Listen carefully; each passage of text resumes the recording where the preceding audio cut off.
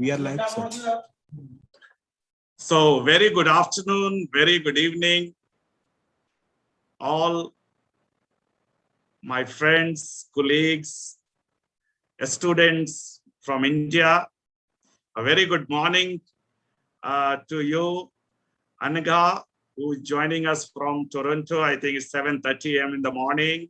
And good afternoon, Teresa, joining us from London. It's such a pleasure. It's rather a matter of pride for me to see four of you joining me from different parts of the country, from different parts of the world in our inaugural Young Scholars Colloquium. I strongly believe every student of law and every alumni is a young scholar. They contribute to justice. They contribute to building a rule of law society.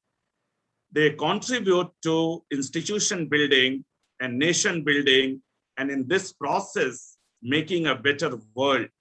Lawyers have always contributed significantly to almost every country's history, freedom movement, civil society movements. Whatever great has been achieved by various nations and various communities in the world, lawyers have played a very, very important role in that. So I must congratulate all of you to be part of this very special webinar, this very special colloquium. To introduce this panel to our audience, I must say, Anaga is our first batch LLB graduate. She joined us in 2009 and studied at Jindal Global Law School from 2009 to 2012. She actually got her degree in our first convocation in 2012. And then, of course, she went to University of Toronto, did a master's in law, then spent quite some time in Canada, became a member of the Canadian Bar and the Ontario Bar, presently working in a leading Canadian law firm. I read about Fasken, a firm with some 800 lawyers, a truly international global law firm. Our other panelist is Teresa Puttumana. Teresa is 2011-14 batch LLB graduate. She came to us after completing a BCom honors degree from one of the leading colleges in Kerala and joined the LLB 3-year program in 2011-14 batch. I had an opportunity to teach her class also. I remember, how sincere a student you were, Teresa, but I did not imagine that time that you were going to join White & Case London and working there for 5 years. You will be moving to another law firm, again, an international law firm headquartered in Zurich with offices in Geneva and London. And I'm so proud of you, Teresa. Now, another two very special panelists and speakers for this session, Tahira and Ankit, both are our LLB 3-year students. Both are in the 2019-22 batch. Both will be graduating next year.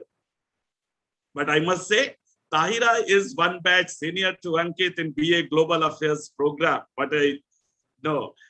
And both are students of Jindal School of International Affairs, where they studied a 3-year undergraduate degree, a BA honors in global affairs, what we call for our international relations program, a very unique undergraduate degree. And then they chose to study law. So Tahira has been a teaching assistant to the Dean, Professor Sriram Chalia, and worked in international relations and international law field. Ankit is our youngest panelist in this. Ankit has done remarkable work since he joined the law school. I don't have much idea about what he did in the School of International Affairs, But after joining the LLB 3-year degree program, I could see Ankit setting up the Jindal Society of International Law. Ankit bringing a lot of scholars, professors, international law, jurists, judges from international tribunals, a lot of them to his forum and organize a lot of lectures, seminars, and contributing in his own way to the development of international law scholarship in the country. So welcome, Ankit. Welcome, Taira. It's such a pleasure. All of you are there, and I am absolutely delighted to be moderating this session, all led by our alumni and our students. And there could nothing be more pride moment for a teacher or a professor to see that his or her students are actually doing better and brighter than us. And certainly every student should be better than their fathers and uncles and as well as their professors. So with these words, I will like to invite the first panelist, Ms. Anaga Nandkumaran, to share her views about this event and this colloquium. We will continue in future too, but welcome Anga to become the first speaker of this colloquium, and in a way of this series, the series of webinars, colloquiums, seminars, workshops, which we intend to do in future. Welcome Anga, over to you. Thank you very much for having me here today. Good evening. And Professor Mishra, thank you very much for the very kind introduction. It's quite surreal, I must say, for me to be here and participate in an event hosted by Jindal after almost close to a decade. I was among the first batch of the 3 LLB students to graduate from Jindal. Interestingly, despite doing physics, chemistry, math, and computer science up until grade 12, I was quite determined to join something that was not more mainstream, and journalism was my initial choice. My father, however, seeded the initial thought of me going to law school. I was dabbling with both ideas of going to law school or doing journalism, listed out my pros and cons, and law appeared to be the more apt choice, a choice that I'm glad I made to this day. While at Jindal, I had an exhilarating experience. We had excellent faculty, resources, and exposure, and I owe a great deal to them. I can't think of a time when I didn't get enough help to realize what I wanted to achieve or what I wanted to do. I will admit, though, that it did require a lot of work, time, energy, and patience for sure. While at law school, I enjoyed research and writing a lot. And some of the highlights outside of coursework at Jindal were where I was a research assistant with the Center for Health Law, Ethics and Technology under Professor Jain. We presented an empirical study and organized a workshop on the effective implementation of tobacco law controls in Haryana. I was also the Chief Placement Coordinator of the Career Development and Placement Division. Again, I worked with Professor Jain. A friend of mine and I presented a paper in the second Jindal Student Research Colloquium. It was a critique of the Vodafone case at that point, which was the talk of the town, and what its impact was on cross-border M&A. And I knew from the very beginning at law school that I'd like to practice corporate law. I certainly attribute that to my fascination for the financial markets that I developed very early on. I furthered my interest in the area and I opted for courses in law school like corporate law, advanced corporate law, competition law, taxation, and global financial markets. I interned at 4 national law firms in different cities in India and 1 international law firm in Singapore. I must tell you that my first thought at each of these places was that they were nothing like what you read in John Grisham's books. While interning, I was picky about the areas I did my rotations in, which I'm glad about in hindsight.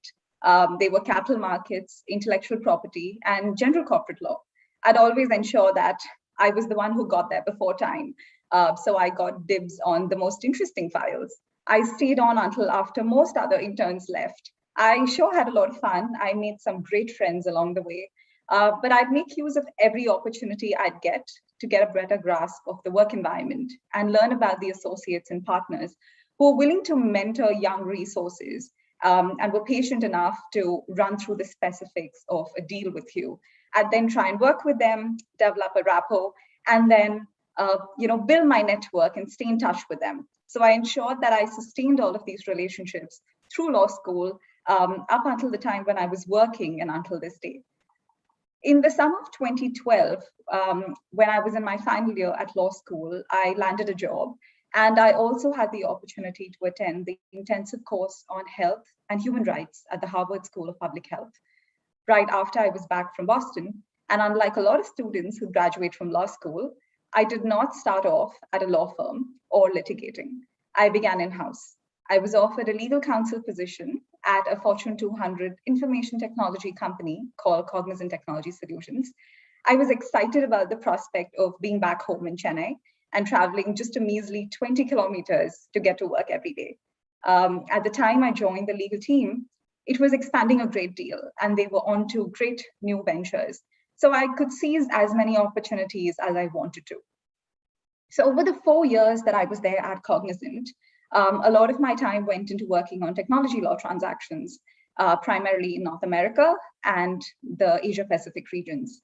I worked on a lot of drafts, and I negotiated a lot of commercial contracts for multi-million-dollar deals.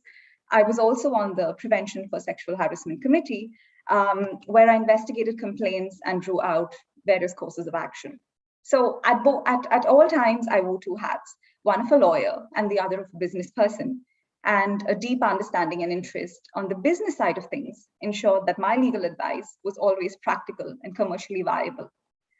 In the 5th year, I was offered an excellent position at Shardul Amarchand Mangaldas, a national law firm in India.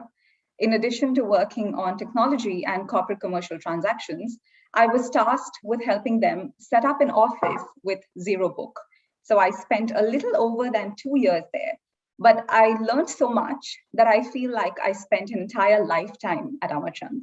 From targeting clients, attending conferences, presenting on exciting topics like blockchain and digital assets, winning clients, working on transactions, sustaining client relationships, billing clients, and building book. I learned how to build, run, and sustain a business while still juggling the practice of law. For several reasons, in fact, personal and professional, I then moved to Toronto to pursue my Master's of Law at the University of Toronto. And it was a sea change in terms of the people I met, but the method of discourse and discussion was just like it was at Jindal. Apart from completing some Canadian law courses, the areas I chose to focus on for my coursework and research were privacy and cybersecurity, banking and finance, global mergers and acquisitions, securities law, and blockchain and digital assets. And while pursuing my master's, and a little after I completed my requirements to be called to the bar here in Ontario, I worked in-house briefly, and I now practice technology and corporate commercial law at a pan-Canadian law firm called Fasken Martineau, DeMol and LLP here in Toronto. That's pretty much been my academic and professional journey until date.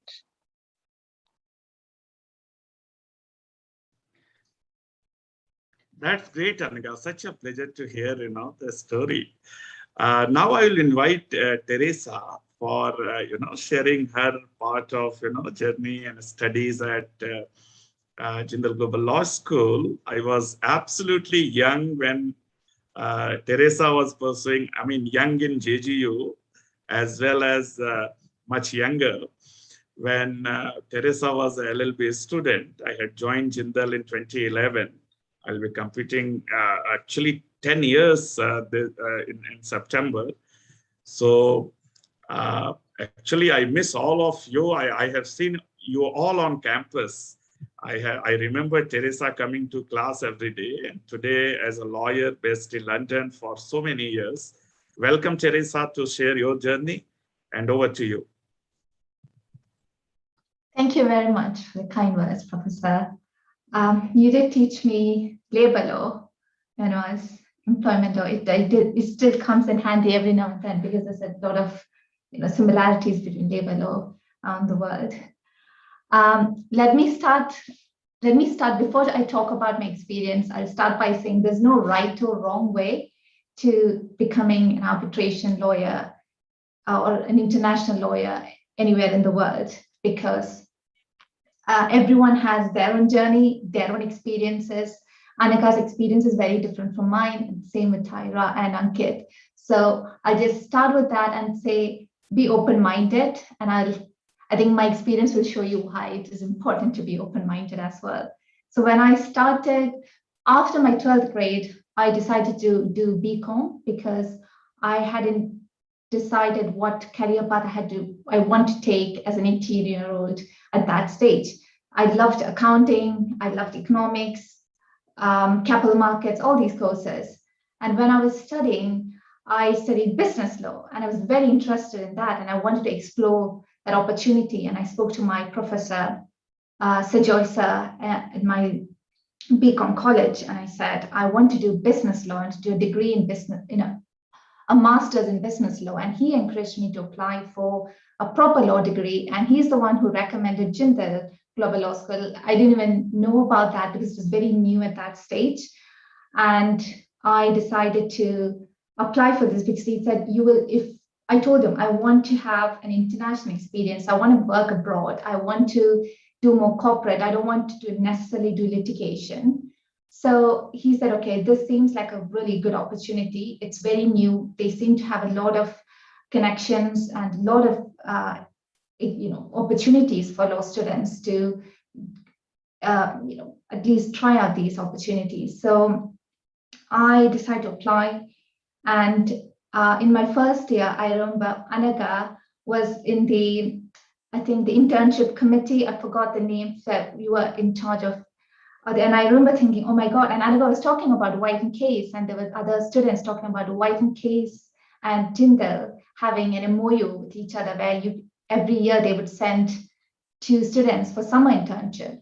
So in my first year, I said, okay, I definitely want to be a corporate lawyer. The White and Case is where I want to intern and have it on my CV. So I'm going to apply. And in my first year, I got rejected because they said, what's there on your CV? You need to show more things on your CV to get this opportunity. So in the first year, my focus was then to do as many experience, I remember doing, applying with, working with James Nadapara on his Center for Investment Treaty or Trade Policy, and then with Professor Y.S.R. Murthy on human rights, just exploring all the opportunities that's there, and also doing advanced corporate law course that LLM students were taking in my first year, because I'm like, I want to show on my CV that I'm definitely interested in this. And in my second year, I applied for the internship, got the internship, and when I was there, they encouraged me to apply for the vacation scheme. So in the UK, most big law firms have vacation schemes. That's a 2-week or 3-week internship. But at the end of the internship, they will interview you. And then you can, once you've cleared it, you'll get a training contract offer. So by then, what you have to do is it's usually the training contract offer is given 2 years in advance. So for me, I had to wait for 2 years before I can start my training contract. So I decided to study the law conversion courses in London during that time. And I trained at White and Case. And again, when I started, I was sure I wanted to be a transaction lawyer. There was nothing else I could have even thought about at that stage. I did banking, I did capital markets, it's like 6 months each. And I did disputes. And when I did disputes, I realized, oh, actually, this is what I want to do long-term in my career. And I decided to qualify into the disputes department. And it's one of the best international arbitration department in the world. And I got the opportunity to do a lot of cross-border transactions, especially construction disputes. And I worked as an associate there for 3 years. And again, thinking about or reflecting on my experience so far, I realized I want to do more diverse work and more, maybe moving to a smaller firm where I can get bigger opportunities, better client exposure. And that's how I decided to move to Lalive, which is one of the leading Swiss law firms, with a wonderful team, very talented, excellent team. And I just started 2 weeks ago, and I'm excited with that opportunity. So I think I'll stop there for now, and I'll talk more about qualifying into the UK later on. Thank you. Thank you so much, Teresa. Now it's time to have one of our students, and she is Tahira Somal. If I recall correctly, Tahira came from the Woodstock School, Missouri, to study BA Global Affairs program at Jindal School of International Affairs at OP Jindal Global University. And she primarily studied international relations before taking up law. So now you are doing your LLB second year course at the law school. You are most welcome to share your experiences now. So over to you, Tahira. Good evening, everyone. Thank you so much, Professor Mishra. So my name is Tahira, and I'm currently in my third year of LLB. I think Anaga and Teresa's words are extremely helpful even for me, and I wouldn't be able to share with you from their experience point of views, but I would love to share whatever experience I've had so far in my short career. So just like Ankit, I started with an undergraduate degree in global affairs, which is basically the study of international relations. So now IR is a very broad discipline and you can direct it in a lot of ways, like getting a regional specialization and so on. But I think the IR degree I ended up with through my work experience and electives was developing transferable skills of analysis. So in terms of work experience, I got the opportunity to interview the Tibetan Prime Minister in exile. I worked on a lot of policy issues. I also got to work on 2 books of foreign policy under the Dean of JSIA, Dr. Sriram Cholia, which was a great learning experience. I was also subcontracted by a law firm during my undergraduate degree for a project with the World Bank. The work was IR based, but at the same time, I drew first blood of law. And that is when I really started thinking about doing an LLB. Well, that and also the fact that I already had a flavor of JGLS through cross electives, and I knew that this could be a great turn in my career. So I think rather than it being a strategic decision, my undergraduate degree itself brought me to pursue law. So when I started my LLB, even though I didn't have it all figured out in the beginning, I knew I wanted to parlay my undergraduate knowledge to law, not because I felt that it would be a waste, but just because I recognized the value of it. So during my LLB, I took some positions of responsibility, like I became the student academic committee representative, and I'm also the board member of the Jindal Society of International Law. I discovered during my LLB that law is not limited to courts. I know that sounds funny at this stage, but initially I didn't know to what extent law is there, right? So, and I really focused on how my IR knowledge could really be applied. I think I tried to develop skills of applying a legal understanding in the national and international context. So for me, even though I had great mentors in arbitration and litigation, I was inclined towards corporate law because it did complement my skill set, and also because transactions are often cross-border. And also in corporate law, I feel like as in IR, when you're analyzing facts and events to predict risks or situations or actions of countries, in corporate law as well, you have to attempt this forward-looking thinking. So when we talk about international lawyers, I am not one, not now, as of now anyway, but I've been placed at Trilegal through the OCS's zero-day process in my second year. The thing that attracted me to Trilegal the most is not only that it is a tier 1 firm at the end of the day, but also the kind of international clients it has, which I think would really allow me to do the sort of work I want to do eventually, which is to become a cross-border transactional lawyer. So in a nutshell, my goal was to bridge my undergrad degree with my graduate studies. And since I believe I would be able to do so working as a corporate lawyer at Trilegal, I accepted the offer there. But I also realized that everyone's undergraduate degrees may not pave a clear path and help them realize what they want to do. So moving away from my specific experience, I would love to share whatever little I know. I think since 3 years can get away very fast while doing an LLB, it is important to set a goal after maybe a year through your LLB. but because then you have enough to structure your studies. For example, in hindsight, I would have taken more corporate law electives from my second year onwards. So your goal may be placement through campus and LLM, litigation work, and so on. But if your goal is placements, then work experience becomes a really important factor. I think I've really taken advantage of online internships, which I think will be there for a while because of the pandemic. And I was actually interning since July 2020 up till 2 months ago. So I would like to speak a little bit on the controversial placement bias question that LLB students often have. So now I realize that everyone has different experiences, but just from my experience, I think LLB students have lesser internship time, which might come off as disadvantages. So before joining law school or early on, when you start with your LLB, you should do your homework.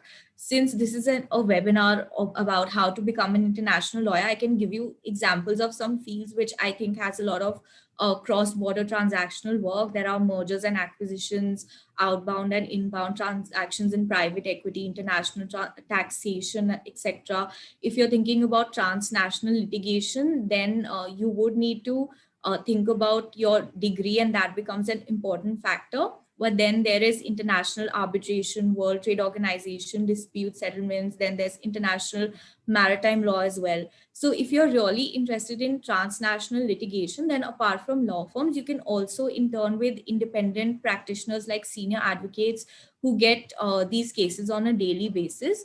But I think in terms of work experience, if you apply from the start, that is your first year, and gradually understand what fields you enjoy and have 2-3 internships in that field, it would really give you an advantage. But if your heart is set on something specific that doesn't have a lot of internship possibilities and otherwise, you also don't have to get a placement through OCS as a goal. I mean, there is an LLM, which is a great option. For instance, if you're interested in maritime law, then and I think an LLM is essential. So one must think on those lines regarding our goals according to the subject matter that we're interested in. I also think with regards to placement, some LLB students have an advantage in terms of their undergraduate degree. If you can show a link to your work in your undergrad, that immediately differentiates you from the 5-year BA LLB kids. So be it political science, business, economics, and so on. I think law is extremely vast and interdisciplinary. I think my use of my undergraduate skills in my internships is also what set me apart during my internships. I can give you an example.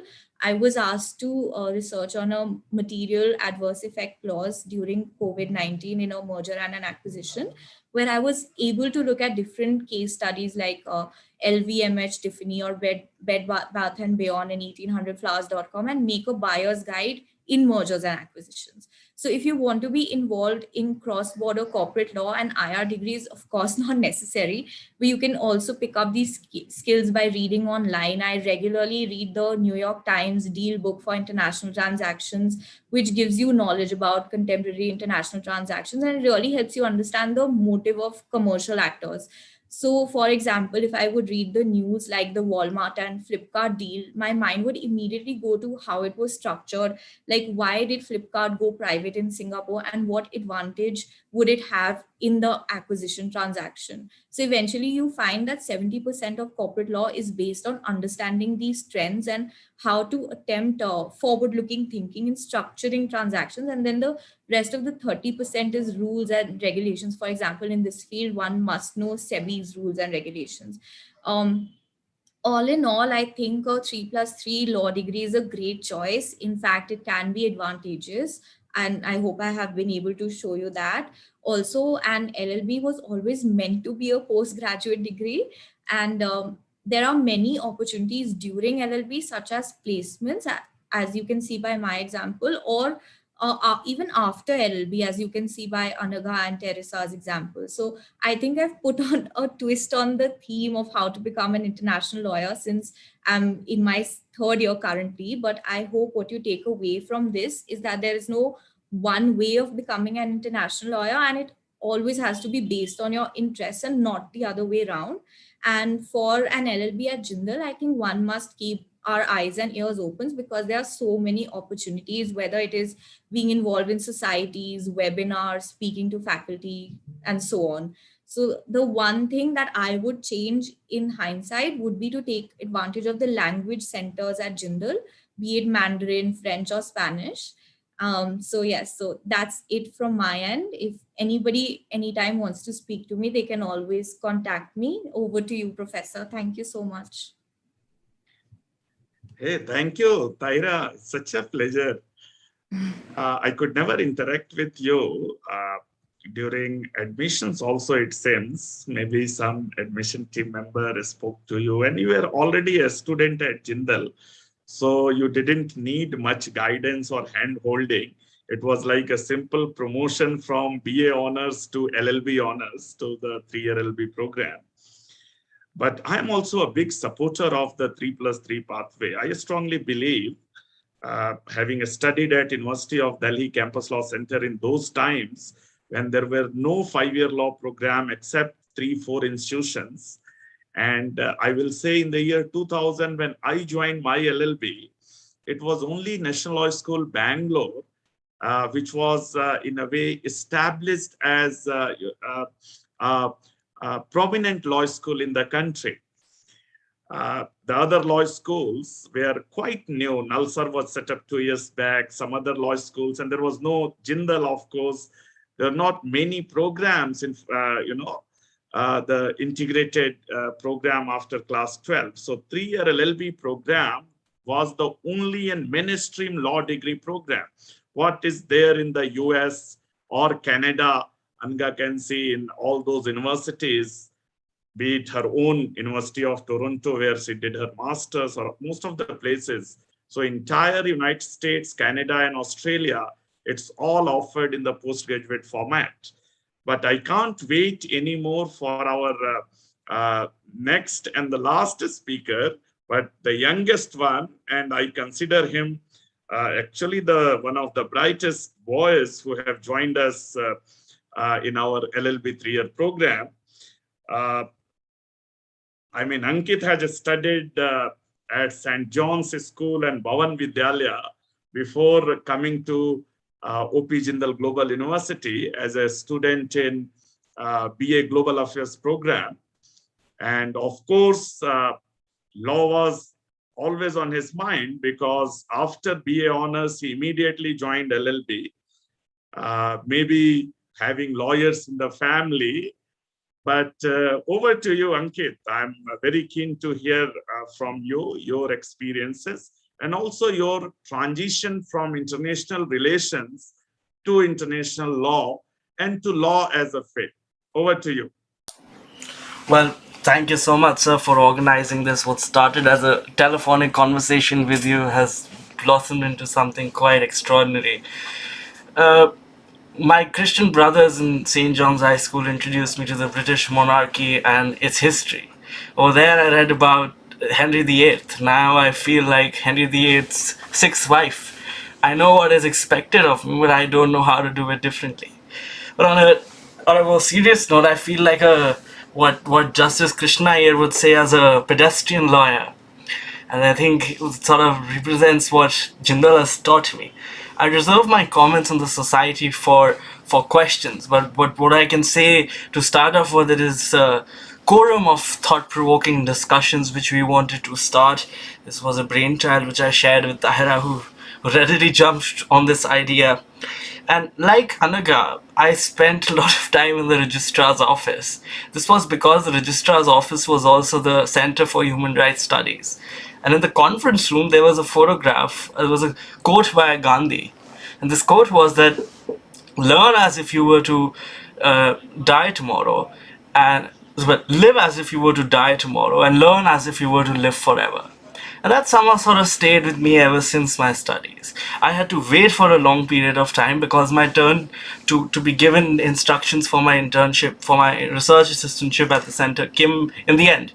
Because I was only the only student who was not a law student, but was interested to study human rights in not only an Indian context, but also in an international context. In my bachelor studies, I also traveled quite a lot. And traveling quite a lot introduced me to one place which is very close to our Vice Chancellor. This is Oxford. And at Oxford, I realized something quite extraordinary, because Oxford is a place which has a very deep paradox. This paradox is it's immersed in its history. It's an 800-year institute, and with being pioneers and stakeholders in the future of mankind simultaneously. So dipped in history, yet so forward-looking that it's a pioneer in the field of every study. This is something which I found quite insightful. And traveling abroad, studying under professors to which the university represented me, often as the youngest student, I realized that it's more than just about being interested or being interesting. I think it's more important to also learn and not only speak. And that's what teachings of professors at this university taught me. During my undergraduation studies, I studied not only under professors of my school, I also jumped over to the government policy school, and sometimes I was also found in the classes of liberal arts students, because I thought honest that education and knowledge lies everywhere. For me, it wasn't about studying only international history from the perspective of wars, but also studying it through architecture or also through music. So this is something which has perhaps been most important to me, is that studying and learning from different avenues. And during my studies as a bachelor student, I worked very closely with late Dr. Professor Nigan Pao Kipkin. I still remember his voice, which rings in my ears every now and then. He used to guide us on not only what to write on, but how to write on. His teachings will always be very close to me. We unfortunately lost him very recently, but his teachings, his writings, and his research center will always be very close to me for what he taught me and for what he made me in terms of what I can do as a student of law, and also of studying international relations from a very precise, accurate, and rigorous manner. Because I think those are the hallmarks of studying law. With those words, I now hand it over back to Professor Mishra, but I do feel I've left his question unanswered. So can you just ask the question again? I'll address it more precisely. So thank you so much, Ankit. I will coming to the question answer session, because we have started receiving a lot of questions. And I must tell all of you that our session is not just being viewed by our webinar attendees who are in the Zoom session itself, some 170 of them, but it's being broadcast on the official YouTube channel of OP Jindal Global University and official Facebook account as well. So a lot of people are watching directly on YouTube and Facebook. More importantly, I can see a lot of questions coming up from the audience. Some are targeted to the panelists. For Teresa, there is a question. For Anaga, there is a question. There are few questions which are for all the panelists. So I would like to first take Anaga, who, there is a very unique question for her. That's about, you mentioned about choosing between journalism and law, how you decided about or zeroed on the law option. Then there is also a question which particularly deals with Canada. Hrishikesh has asked this question. Hrishikesh asked, he's a final year BBA LLB honors student who wants to settle in Canada. So what is the procedure? What should be his roadmap? Whether should he aim for an LLM program in Canada or through NCA, or how to get opportunities in Canadian law firms and companies. So I want you to throw some light on this, legal profession and legal practice in Canada, and how an Indian law graduate can aspire for that. But before that, also how you took that call about choosing between journalism and law. Over to you. Sure, thank you very much. So in terms of how I chose journalism over law, as I mentioned earlier, I drew out my list of pros and cons. I read up a fair bit. I spoke to quite a few people. I wrote to quite a few people who are journalists, who are also lawyers. I wasn't interested in really becoming a litigating lawyer. So with all the resources that I could essentially pool, I drew out my list of pros and cons. So when you're doing your list of pros and cons, I think it's very important that you focus on what your areas of interest are. What do you really want to do? What do you want to study or research on, for instance, or even work? Is there a particular place you'd like to work at? And a location, for instance, can be a preference for you. It was definitely a preference for me and several others I knew who were part of my batch and who joined JGLS subsequently. I think your list of pros and cons will really help for anything at all. Even when I'm moving jobs, even now, I do my list of pros and cons, and that's something that can really help you along the way. I must also mention that even if there's an area of interest that you have to research in, for instance, even if it's to do with science and technology, if you're able to sort of have that overlap with your interest in law in some manner or the other, that's something you'll be able to still pursue. Because I remember I had a lot of classmates who had engineering degrees before they decided to come on board and do their LLB. A lot of them had degrees in economics, in commerce, like Teresa did. So it was a wide range of interests that I had, or rather my classmates had while at JGLS. So I think your list of pros and cons is your way to go, and pool in your resources. I'll be happy to, help you brainstorm if you'd like. Feel free to drop me a note on LinkedIn. I can do that. So that was to answer the first question, Professor Mishra. The second is not just to answer Hrishikesh's question, but also in general, I can tell you about the journey to becoming a lawyer in Toronto and what it really takes. It took me close to 2 years to do that. So before I joined and I moved to Toronto and I applied for my LLM, I had to get an assessment of my law degree done. And the courses I completed while at law school. It's done by the National Committee on Accreditation. They are a wing of the Federation of Law Societies of Canada. So they essentially assess the qualifications of foreign trained lawyers globally, and they mandate a set of exams for you to complete depending on your qualifications. So I was required to complete 5 compulsory courses. It was in Foundations of Canadian Law, Constitutional Law, Criminal Law, Administrative Law, and Professional Ethics. And based on how you fared in other subjects while at your law school during your undergrad, you'd also be required to complete additional set of exams in other subjects. Like, for instance, I know people who had to write papers in torts or business law. Now, upon passing these exams, which are called the NCA exams, I was given a certificate of qualification. Now, this certificate was required for me to then enroll with the Law Society of Ontario as a lawyer licensing candidate. Once I was enrolled, I then had to prepare for my solicitor and barrister licensing exams. The year I wrote the exams, which was just before COVID hit and during COVID hit, during COVID, we were given about 2,000 pages of study material in the 3rd week of April. We had the first exam, which was the barristers, was 6 weeks after we got the study material. And the barristers exam was broken into 5 Canadian law subjects, which were civil litigation, family law, criminal law, public law, and professional ethics. And the solicitor exam was 2 weeks after the barristers. So we essentially had 8 weeks to study for the solicitor exams. And that consisted of 4 subject areas. That would be business law, real estate law, wills and estates, and professional ethics.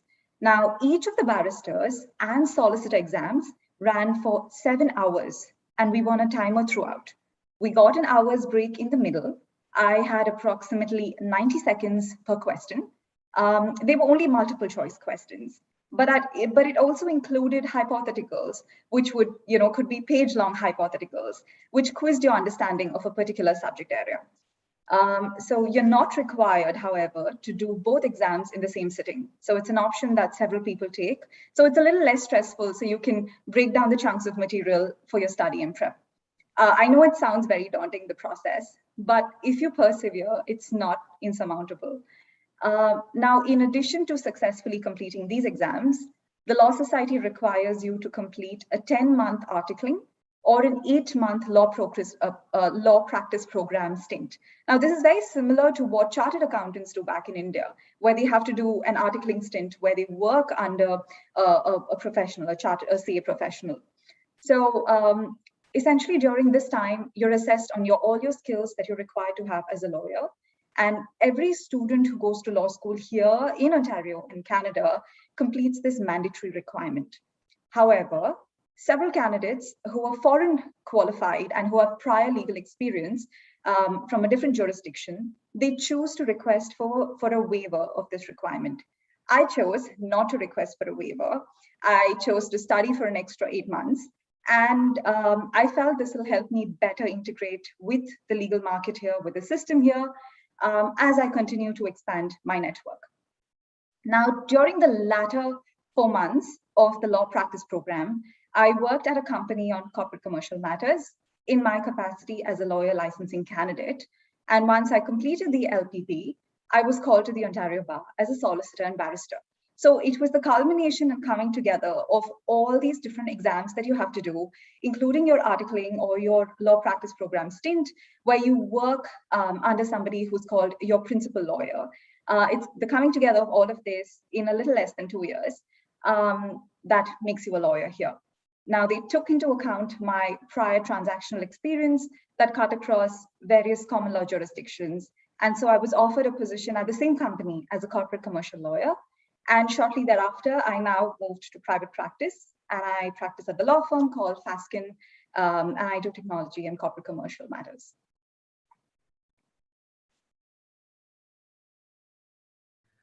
So that's brilliant, Anaga. But what I could infer is a lot of hard work, and I'm so proud of you. You went through this journey.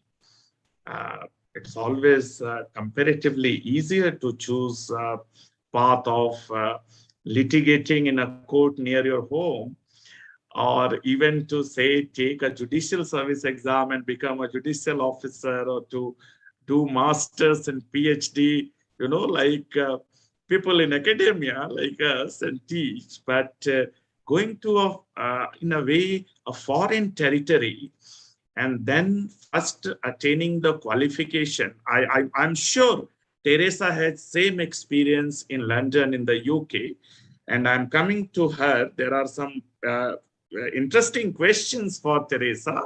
So, but it's so good to hear from you, Anaga. So, Teresa, there are a few questions. Like the first question of this webinar, Angela asked for you, what were some roadblocks you faced in your international career in moving to London and becoming a qualified lawyer there?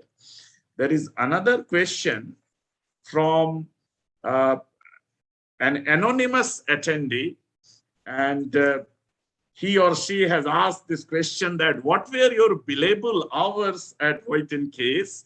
Of course, you are not required to answer every question, the confidentiality and all, but you can see how our young people, many of the people who are attending this webinar are young students of law, and even law aspirants. And some of the parents and actually even lawyers are attending it. One of the law professor had just sent me a WhatsApp message that I am loving to see your young graduates and students. So a lot of people are attending it, but this question is a good question when a student asks which newspaper you read regularly for commercial awareness which you have, which is good for your profession. So these 2-3 questions were for you. There are some common questions which we will be taking up. So over to you, Teresa. Thank you. I think, I don't know which question to answer first. Let me just start with the billable hours. I think we can all agree that law, especially a career in law firm, a big law firm, it's not going to be a 9 to 6 job most of the time. because I think with any, especially when there's a filing or a hearing, it takes a lot of work, a lot of effort that need to be put in to get the draft or the final submission that is, meets the client's requirements and also something the tribunal would be happy with. So I would say the hours were long, but it's about if you're doing work in an area that you're passionate about, you're going to enjoy that time. If you're working in a great team that motivates you, encourages you, you are going to enjoy that time. And you're not going to think about, oh my God, I have to work these hours. It's more about, I'm doing such an exciting work. I want to do my best. So I would answer it that way. Regarding the first question, I think the roadblocks that I felt, I'm just looking at, is that the question? Okay. So when I started thinking about a career, I didn't have many, because we were one of the earlier batches. So there weren't people who've already done it. So that was one of the most challenging aspect of having to do all the research by myself. A lot of times there were people who were, for instance, Vaiji Raghunathan, she's my mentor and my corporate law professor, who she became my mentor because she was there, who would share her experience with me. And I would go and sit with her after class and ask questions and ask, like, see, how do I want to work abroad, but I don't know what I should be doing. And one thing I learned from her was she had a huge focus on getting the basics right, making sure your analytical skills are great, your technical knowledge is great, because these are very key aspects when you move, especially in the UK. I feel more than having a lot of things on your CV, like moot court competitions, debating, at the end of the day, you should be able to show that you have great analytical skills. And that Ankit talked about, Anaga talked about, it doesn't come easy. You have to read a lot. You have to understand, like, dig deeper. It doesn't, I think Ankit was saying he would attend classes from different courses. It doesn't have to be just law, just to understand what's actually happening. And regarding the newspapers that I read, what I think I did it the other way around. For instance, I would read Financial Times, but I would find it sometimes difficult just to focus on what I should be reading. So when I decided I want to apply for a training contract, what I would do was go into White & Case's website, look at their press releases and see what kind of matters are they doing, what kind of matters are they publishing, and then reading more into it, researching on it. What is this? And if it's relating to some stock market in China, I would read more about it. And I would read, a lot of law firms publish a lot of articles for their clients, client alerts, thought leadership. These are all great things you can read to understand how businesses work. And moving back to the moot court competitions thing, I think I want to stress this. Moot court competitions are great. Debating, it's a great opportunity for you to work on your advocacy skills. But at least in the UK, what I found that the importance placed on it was less, because it could be because in India, once you graduate, you are a litigator. You can go and argue before the court. In the UK, it's quite different. You either become a barrister or a solicitor. And I'm a solicitor. And as a solicitor, you don't really start arguing from day one. You get these opportunities further down the line. So what they look at in your CV when you're applying for jobs is, it's more than the academics. Are you an all-rounder? Do you have interest outside law? And a huge number of CVs I've noticed have volunteering experiences, clinical experiences. I think that's why I would really encourage people to do volunteering, not because you have it on your CV, but there must be areas that you would find interesting. There's so many things you can do volunteering and go. And so that in your CV, during your interview, you can talk about it. You're adding value. You're talking about something you're passionate about, and it would make you stand out of, in the interview process as well, rather than just focusing on everyone thinks I should do moot court competition, so I'm going to just do that. No, you should just think about what works for me. What is my career goals? What do I want to do? And go for that. And and sports, I think sports is also something you can, it also, because there's a lot of discipline involved in it. So there are so many aspects like that. And I want to just conclude by talking about LLM program, because this is one misconception a lot of people have when they move to the UK. If you're coming to the UK to do LLM because you want to specialize in an area, because you're interested in it, that's great.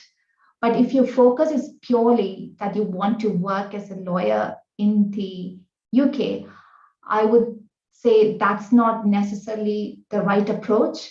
Your effort should start in law school, because law firms in the UK give training contracts 2 years in advance. Because in the UK, if you want to be a lawyer, even for law students here, after your law degree, you have to do a 2-year training contract.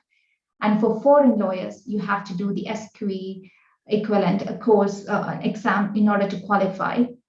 So it's not directly right after, like in India, where you give the exams, you pass the bar, and then you start. So knowing that it starts 2 years in advance, one thing you have to know is then, if you're in a 3-year program, you have to be aware from your first year that, okay, I need to be applying for this job in my second year. Or if you're in your 5-year program, I have to apply it in my 3rd year or at the beginning of 4th year. So your CV should be built within that period of time as well, to make sure you apply it on time. So when you apply it during the law firms, like I think Professor Anand, and I agree with it, Alan and Overy, Clifford Chance, these law firms come to India and recruit students. And a lot of people miss out on these opportunities because they don't realize that they can apply beforehand. And vacation scheme, one of the students asked, is vacation scheme the best way to go? I'm not going to, these are my personal opinions. I think it's one of the best ways to get a training contract offer, because they get to see you for 2 weeks interning with them, and they're actually assessing you throughout. And then the job interview is so much simpler then. So all in all, I would say, if your aim is to qualify in the UK, start in your law school, do all the, and it doesn't have to be just corporate law. And also some people have a misconception that if you're working abroad, that means you're doing public international law or investment treaty. It's not necessarily that. There's corporate law, there's banking, everything you do in India, you can do abroad. It's just that the cross-border aspect, it would be much bigger jurisdiction, many jurisdictions involved, people from all around the world. I've worked with people from around the world and interacting. So it's all, those are the things you have to be aware of. And LLM is good, but if that's your whole goal, then I would suggest still apply for the training contract before you start your LLM, so that when you're doing your LLM, you're just learning more about in your interest area. Over to you, Professor. So I just wanted to add to that. So let me just share what I do as a regular practice. I mean, I find journals to be slightly laborious. So I read blogs. I read blogs written by professional academics and even solicitors and barristers. See, my practice area is, or at least ought to be, public international law. Now, public international law is a sphere by its very nature gives professors and academicians a very high pedestal. So professors write and share a lot of their thoughts on issues of public international law. These 2,000, 2,500 word, 3,000 word articles on international law blogs are extremely useful. And I read them to gather and synthesize my own ideas. One of these ideas which I got, and I presented a paper again as one of the youngest speakers in the Indian Society of International Law conference, was on international state responsibility. Now, this incidentally also became the moot point of the Jesup moot competition. So you get ideas and you synthesize them. Another idea I got was to write on the decorative arts inside the Peace Palace. Now, these ideas are synthesized inside me because of the vast array of professors in Jindal. I have an idea, then I have the ability to share it with not only a professor of international law or someone who's represented in India, who's represented India in the Peace Palace, but also with a professor of arts and architecture who can talk about the object and the object's history inside the palace. Now, something which was shared and has started very recently is the BA Legal Studies program. I'll just take a minute on that because I see a question on that. Now, as students of the university, this was shared with us slightly before. When this email came, I was in a conversation with my father. I told my father, why wasn't this shared when I was joining? Because it seems to be the absolutely perfect opportunity. You get introduced to the subject of law from a different perspective on which you can build upon. For me and Taira, we studied it from a different perspective, which shaped our thought process. But imagine if you want to get into litigation, if you want to be the next Salve, or if you want to be the next Subramaniam, you'll get the groundings from the absolute echelons. You'll get this grounding from the Bakshis, from the chimneys, from the baby Pandits, which is what the university can do to you. You can study the history of the courts, you can study the legislations, you can study world process and world constitutions and also world codes. You can also study the constitution from a different perspective. I had 1 year on constitution, but you can invest 2 to 3 years on the constitution. Recently, we had a very famous speaker speaking on environmental law, but I was able to connect environmental law to Glanvine Williams because our speaker was American, and to Glanvine Williams because Glanvine Williams played an instrumental role in the chronicalization of the Indian Constitution, on which then Professor Bakshi wrote an article, a book review, which perhaps catapulted him into stardom in the academy. So these are connections which you'll be able to draw. You'll be able to draw these connections through the introductions you get to law through the university. Law school is only going to give you an introduction. It's not going to make you an Anaga or a Teresa. That will happen with how you proceed with whatever you are introduced to. Wonderful. It's a very nice input. I truly appreciate that. And of course, to become an accomplished, or I will say a good international lawyer, having a career in a leading international law firm is certainly not an easy path. There are even actually law itself is not an easy path. I consider law to be the most challenging careers and profession in the world. And even if lawyers worked as freedom fighters for the country, the spirit of being a lawyer was always there. I mean, imagine Mahatma Gandhi or Pandit Nehru or, all those accomplished lawyers, the best lawyers of this country fought the freedom struggle for us, fought that battle with the, with the I will say empire, which was like it was almost the entire world was under them. And even if you look at the later time period, see emergency 1975 to 77, the people who were in a way leading India during the emergency, if you look at their profiles, majority of them will find lawyers. Many of them later on became, part of the union cabinet and the union government later. But lawyers are, I will say, law is leadership.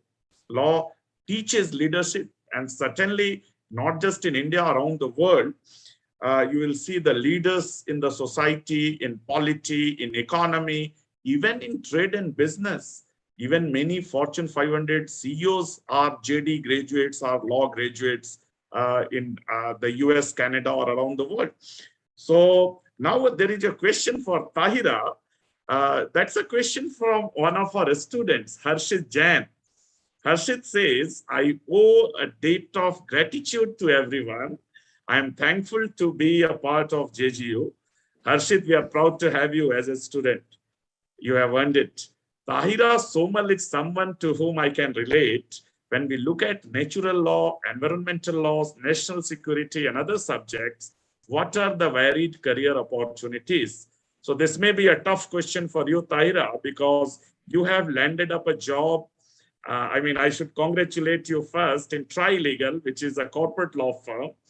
And Harshit is asking a question about careers in environment, national security, and other subjects. So please go ahead. Over to you. Just from the top of my head, I think there are many opportunities within these fields. I don't know what you mean by natural law, but within environmental law, if you look at international environmental law, it would fall under international public law. And within India, litigation is one option in environmental law. And for law firms, I think there is a lot of scope in projects and energy. I don't know if that falls in your area of interest, but you can definitely look it up. I think Trilegal has a fantastic practice in this area, and stretching national security a little, you can look up aviation law and maritime law maybe. And as I said, I don't have much knowledge on these specific areas since it's not my area of expertise, but I'm sure a simple search can help you. And otherwise, you can always send me an email and I can talk to you later. Wonderful, Taira. Actually, there is a question that how we can reach out to these panelists after this webinar. So I think the best way is to find you maybe on LinkedIn or sending an email to you, or even they can send an email to me at my official ID. My office will forward that to you. There are a few interesting questions, but our time is going to be up. And certainly we will like to take few more before, winding up the session. But Mr. K. Pani is asking about how do we impanel with the WTO, OECD, UNESCO, International Human Rights Commission, and all, whether JGU has created any information library for this. I can take up this question, but certainly I like your views. If from your experience, Teresa and Anaga, of working with the Center for International Trade and Economic Laws, led by Professor James Nedumpara, my very good friend. In trade law organizations like WTO or, other international organizations, how our university had, through the Office of Career Services and otherwise also through its professors, roped into various internship programs. So I would like two of you to share your experiences, and then we will take a few more questions. Yeah, over to you, Anaga, Teresa. One of you can answer. Those who are in trade law and international internships. Sure. So Professor James was an excellent resource for all of us, and he had a lot of experience working on international trade matters. So that was great for us. I know that the library at Jindal as well pulls in a lot of resources. Just apart from your professors, you also have your research assistants. You have the library in itself, which has a wide range of resources that you can really make use of, where you can subscribe to a lot of these journals.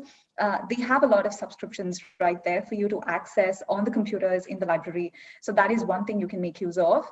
I think what is also important is that you have, you go through the profiles of the different people who are empaneled as full-time and part-time faculty at Jindal. And I know for a fact that they're all very welcoming. All you need to do is just drop them a note, and they'll be more than happy to have a chat with you and sort of guide you through the entire process of becoming a lawyer in a specialized area of your interest.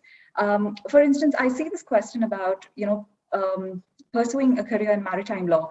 I'm not a maritime lawyer and I haven't practiced in the area, but I'm aware of many independent practitioners in India, in Canada, and all over the world, and also law firms that specialize in this area of law.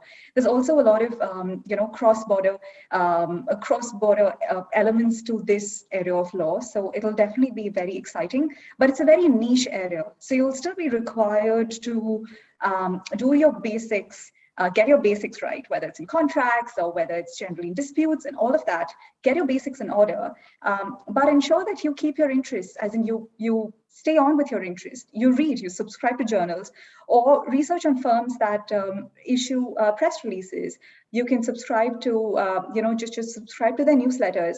And if you find it, I see somebody has mentioned that they find it very hard to read a lot of content without giving them a migraine.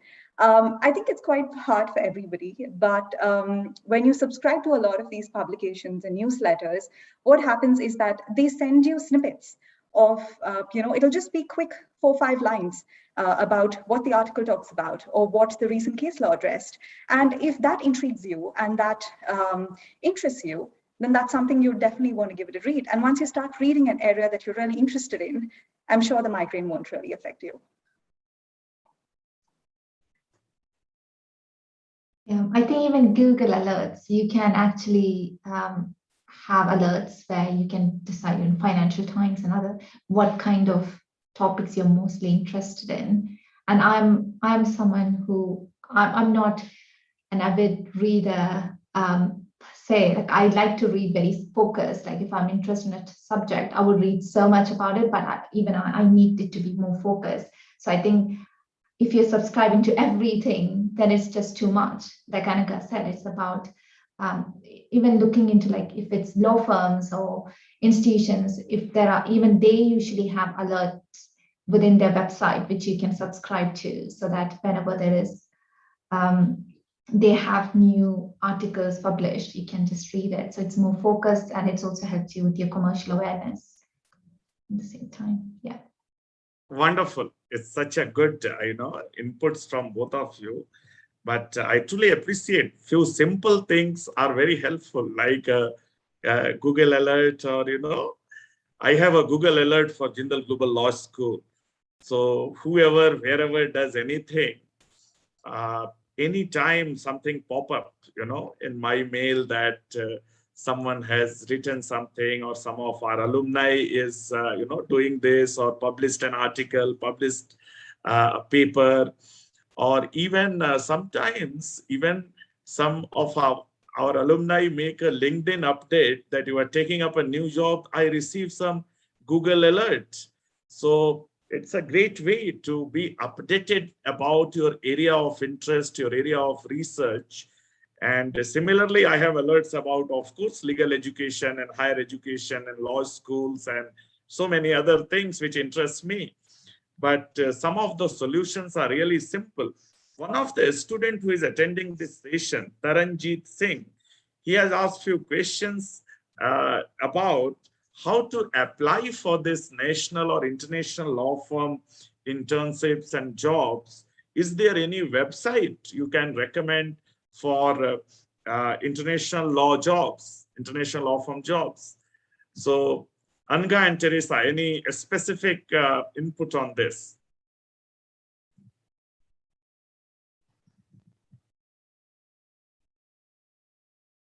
I was actually double checking the website I applied when I was applying for the training contract. I used to be called cvmailuk.com or cvukmail.com.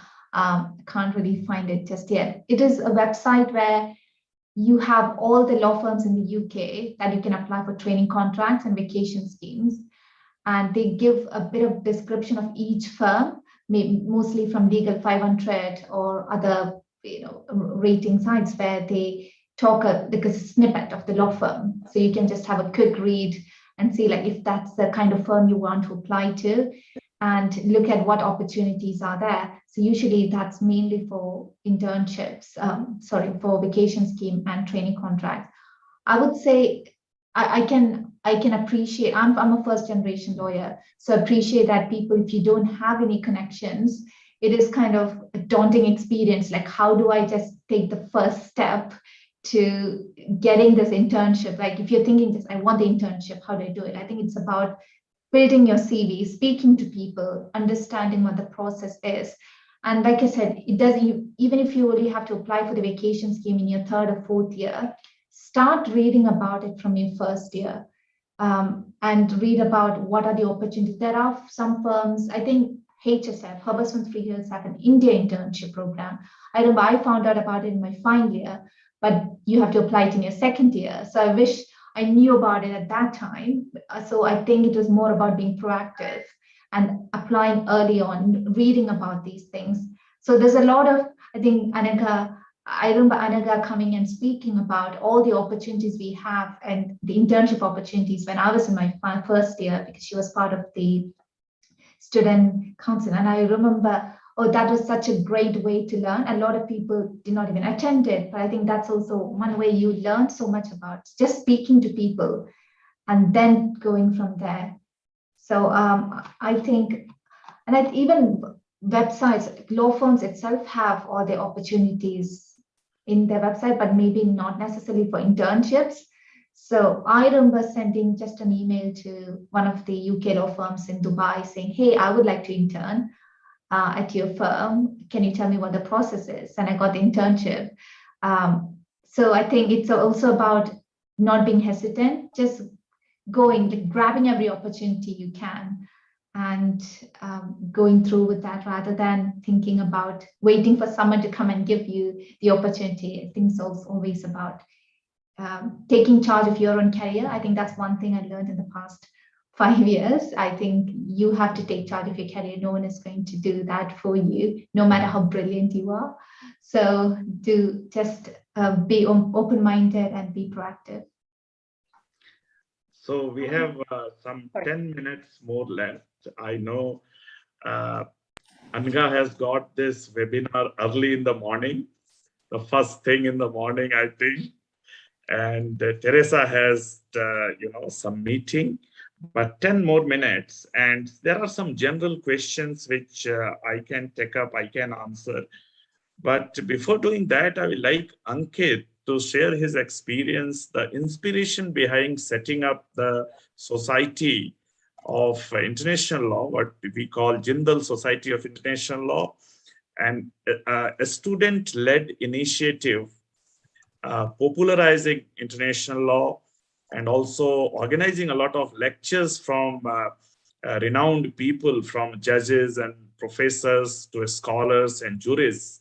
So I will say in few words, if you could share the inspiration and what all you have planned for this society.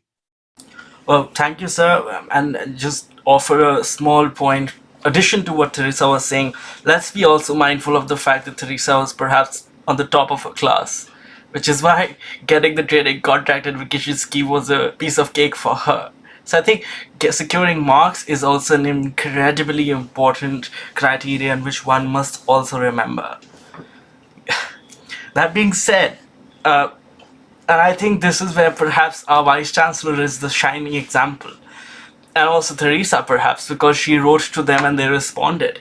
This is what perhaps the Vice Chancellor also did, because he had the vision to have a collaboration with Oxford University, an 800-year-old university, to start a partnership with them when JG was only a fragment of his imagination. Ignorance is a boundless opportunity. And that is what our Vice Chancellor teaches us. I was speaking to a professor who's high up in the hierarchy, and he once said the Vice Chancellor is a bad example. I was quite puzzled, so I asked him, why do you say that? He said that because the Vice Chancellor does so many things, and he does them so brilliantly, no one can actually possibly match that. So these are examples and anecdotes with which my legal and moral education has been sprayed with, and which is why the society was also started. The society was because, to some extent, I had exhausted the opportunities which I could sense at Jindal, and I wanted to expand even further. And in the pandemic, I thought there is no better opportunity to start this, which is why the Jindal Society of International Law got created, which is why we wanted to give opportunity to students and also professors of international law to share their ideas and to share their visions on the current topics of international law. Now, questions what Teresa and Anaga have been pointing to, have been answering, we've had discussions on these as well. I'll share the link to join our discussion groups so that others can join and also participate in this. And often when I'm speaking to professors, I tell them that these are office hours that I have organized with them. These are office hours that I've organized with them and now are being broadcasted to whoever might be interested. Which is because these are persons whom I read about, whom I know about. And reading is something which gives me a lot of joy. Just before this lecture, I was reading Vaughan Law on international law. It's a pocket-sized edition, but the writing of Vaughan Law, particular British style of writing, is what inspires one. Not only to write like him, but also think like him, which is where the inspiration for this society came from. The society, as I said earlier, is a quorum of thought-provoking discussion. We don't only have a lecture series, we also have a blog, and we also have a podcast, which Tahira heads and perhaps can also share more about. Tahira? Yes, Ankit, I think you said it all. So our initiative is to bring different minds, different perspectives on a platform for students to engage with. At the end of the day, I think Ankit and I are also still students and we're also still learning. And that is our effort to the JGU community as well. So that's it. That's it from my end. That was the idea, Tahira and Ankit. Why I will like to have two students of law who are still in final year of LLB, right? To engage with people who have graduated many years back, who have a solid work experience, and who are seniors in the profession, because I want this forum to have both our alumni who have done it and doing it, and our students who will draw inspiration from them. So I am seeing a lot of questions. We have just 8-9 minutes more, and there are many general questions which I would like to answer. A question like, say, is BBA LLB a better program than BA LLB? The answer is absolutely no. I mean, no program is better or worse. All 5-year law programs are absolutely equal. Be it a BA LLB or a BBA LLB or a BCom LLB or even a BTech LLB or BSW LLB, you won't believe the nomenclature is so misleading. There are some 20 different nomenclature of 5-year LLB program. In reality, it's not a BA, it's not a BBA, it's not a BCom, it's an LLB program. It's a 5-year integrated LLB. Similarly, there was a question, some Ganesh has asked, a student from top 5 NLU of India or JGU.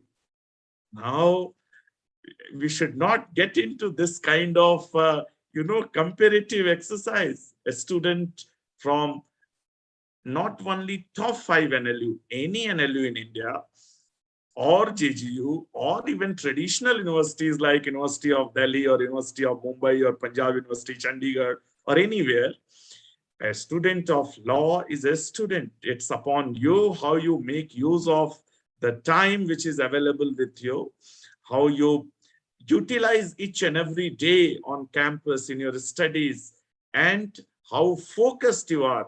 Today morning, Professor Rajkumar, you rightly mentioned, Ankit, we all draw inspiration from him. And I have more regions. He was my college senior as well from Campus Law Center. So he was speaking at Rajiv Gandhi National University of Law, Patiala, for their commencement lecture. And it was so inspiring to hear him. I felt like he's speaking to general students and faculty members in one of our sessions, because after all, there is no difference as such in the students of RGNL Patiala or Jindal, or for that matter, any other law school. They all are students of law. And whatever he says, or a professor will say, it applies to all the students of law. Now I will come to a question about BA Legal Studies Honors Program, which Raghav Sharma has asked. And rightly, Ankit, you have, you gave a very good, I will say, comment on that. This is a new initiative from our law school. And trust me, I have to convince a lot of students to join BA Honors in Legal Studies. If you look at the American higher education system, or even in Canada or Australia, law is always a postgraduate program as a Juris Doctor or JD program. But in India, and there was a question from a student actually, Pramita has asked an interesting question. What is a better idea? A JD in the United States or Canada or an LLB in India? Now, all these questions I can answer, but we need another event, another occasion for that. And all four of you are so good that even if I do one individual session with you, the questions which are lying pending will only then be answered. But we have a serious limitation of time. And I will just say a few words that doing a 3-year undergraduate degree in legal studies or law, what they call a BA law in, say, Arizona, or say in UC Berkeley, or say University of Wisconsin-Madison, or even BA law in Oxford, Cambridge, King's College, London, and all those places. Many of them are available after class 12. So BA legal studies is nothing but a BA law. But that doesn't satisfy the regulatory requirement of Bar Council of India to become a lawyer. So a BA legal studies remains a 3-year undergraduate honors degree like any BA honors. I did a BA honors in economics. So like Teresa did a BCom honors. Anaga, I think, studied some social science subject, right? Yes, and communications. Communications from University of Madras. Correct. That's right. You went to a very famous college, if I remember correctly. Ethiraj College for Women. Ethiraj College for Women, yeah. So Ethiraj College is one of the oldest and prestigious colleges in Madras. So the beauty is the students of BA Legal Studies are not studying communication or economics or commerce. They are actually studying law and legal studies and the foundations, and also in a way the philosophy behind different areas of law. So when they will join the LLB class, I genuinely believe they are certainly going to be extremely bright students and understanding the nuances of law better than a normal graduate of humanities, social sciences, or commerce, because they have studied the foundation of law. So rightly Ankit said, for litigation, for judiciary, for a lot of careers, even for academia, and even for law firms and corporate legal jobs, they will be good in any. So what is happening in the country, I will tell you, Anaga, Teresa, and also Ankit and Taira, you may not be aware that in our country, some 20,000 students every year are dropping 1 year time after class 12 to prepare for the entrance exams like CLAT and LSAT. They drop 1 year just to get into a particular law school in the 5-year law program in XYZ law school. I strongly believe the students who studied class 12 after school, your place is a university. Your place is not a coaching center. And your place is not to learn something by rote, preparing for a competitive exam, objective type questions in current affairs and GK and all those things. Rather, it's time for you to develop in a scholarly and intellectual way, which can only be done in a university campus.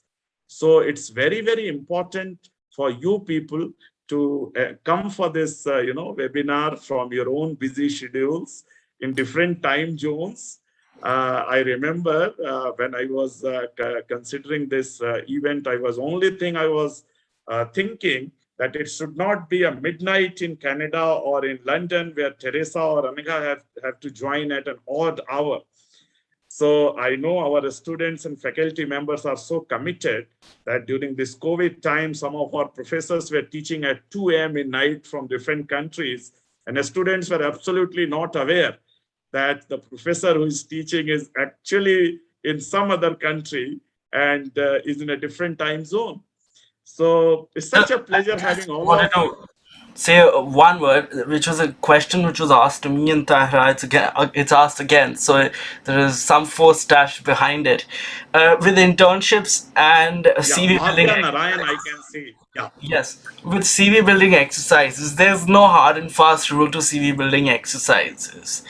For me personally speaking, and at least in some sense for Tahara as well, we were involved with deans and vice dean. She was involved with the dean for the School of International Affairs. I was involved with the vice dean, assisting him in a book chapter on Raphael Lemkin.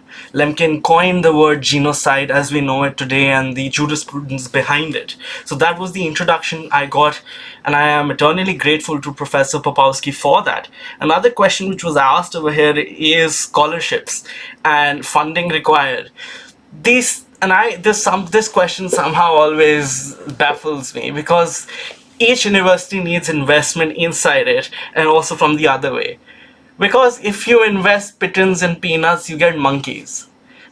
Jindal is not a zoo or a circus. It's the epitome, it's the mecca of professors, of geniuses from all across the globe with foreign education. Even our vice chancellor, I was watching this recording which he was giving on an earlier occasion, and something he shared with me personally as well. Even for the Rhodes Scholarship he got, Oxford got the money.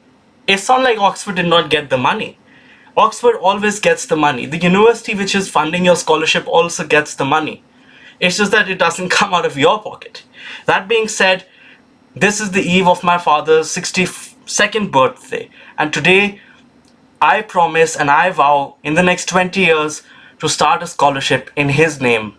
And along with my sister, who will be joining Alan and Overy very soon, I vow to start a scholarship in my father's name to help students who could not get this scholarship. And I am not on scholarship, by the way, because of my father's extraordinary practice. But I vow to help those who don't have the opportunity to study in a university like ours, just on the basis of financial reasons. If this is something I can do for the university which has done so much for me, then so be it. Thank you, sir.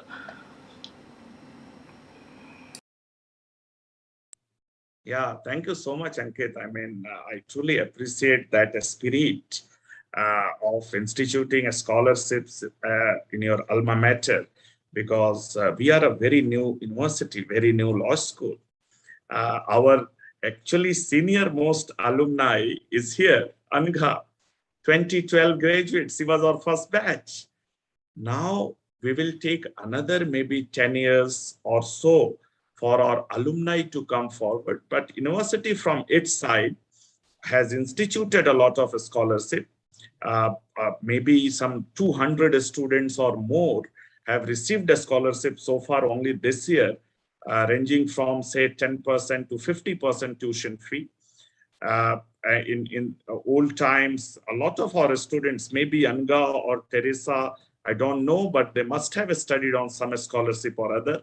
And I can remember, Ankit, you could not get it because of the parents' ITR, which exceeded the, the parental income limit. That is a new rule we have included in a scholarship policy, that if the parental income exceed a particular amount, the student, howsoever bright and highest scorer in entrance exam he or she is, they won't receive a scholarship, because university wants to give it to them who otherwise may not afford to study at Jindal at all.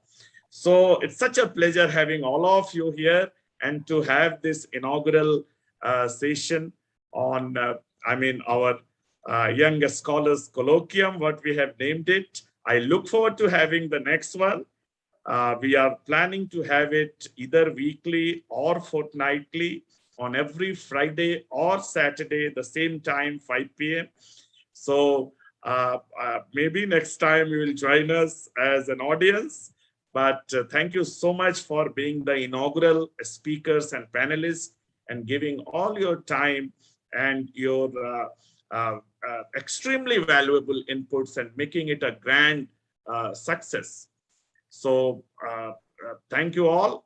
And thank you all the audience who gave us your weekend, afternoon, evening to hear from our alumni and students and to be a part of this session.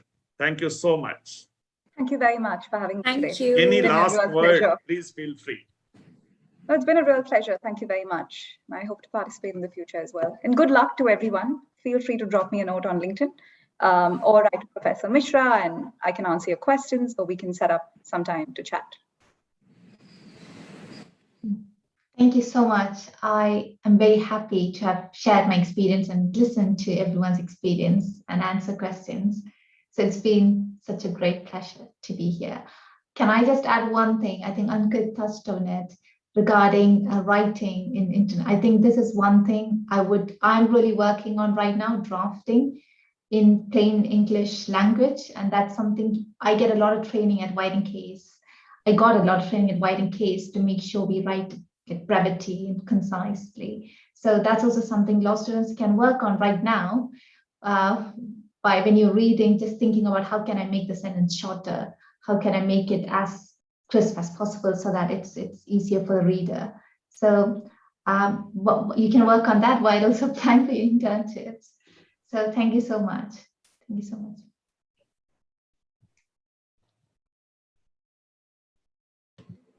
So thank you, everyone.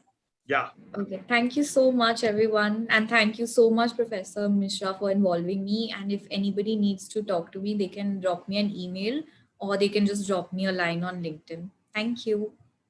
Thank you so much, sir, for taking this idea up, and for doing this. I will be more than happy to assist whoever I possibly can. And I do recollect in our telephone conversation, I shared a very special Shakespeare quote, and that sort of builds upon what Teresa was saying. The quote was by Shakespeare, who said that lawyers have 1,000-page submissions, and they call it briefs. So I think lawyers are notorious for briefs which are 1,000 pages long, and brevity is not perhaps our biggest forte, but that is what we aspire towards. And I think aspiration perhaps remains the key of not only this institution but also the leaders of this institution, who drive not only professors but also students alike. And for students present and past, we are grateful to you for this opportunity and for each other opportunity you've handed us so with so much confidence and patience. All the best. Such a pleasure. Thank you so much. Have a great evening. Have a great day.